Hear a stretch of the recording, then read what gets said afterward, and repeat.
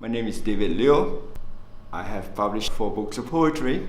Somewhere a Tiny Voice, published in 1993, followed by One Journey, Many Rivers in 1997, and then Identity, and finally, Who Been Dreaming, You've Been Dreaming.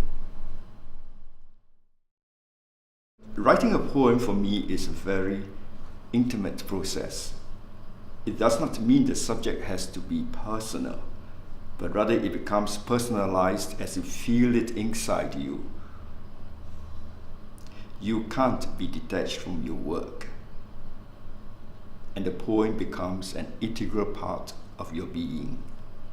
While I do write a lot about personal subjects and experiences, I find inspiration in a very wide range of subjects: nature, people, animals, death, events, and inevitably I'm inspired to write about the places where I have been. I feel the compulsion to write. I recall checking in a book of poems by Chilean poet Pablo Neruda at a library. The young female staffer was thrilled by the cover and packaging of the collection of love poems. I suggested she might read the book, and she said, raising her hand above her head, "Is it, you know what I mean, is it difficult to understand?" When I started out as a teacher, I was challenged by that similar perception among my students.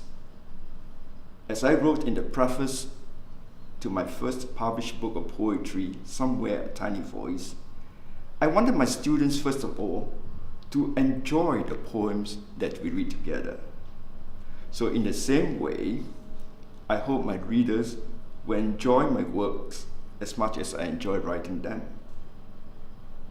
I write simply, and I prefer my readers to interpret my poems in whichever way they are inclined, to feel the pleasure even before they begin to understand the meaning.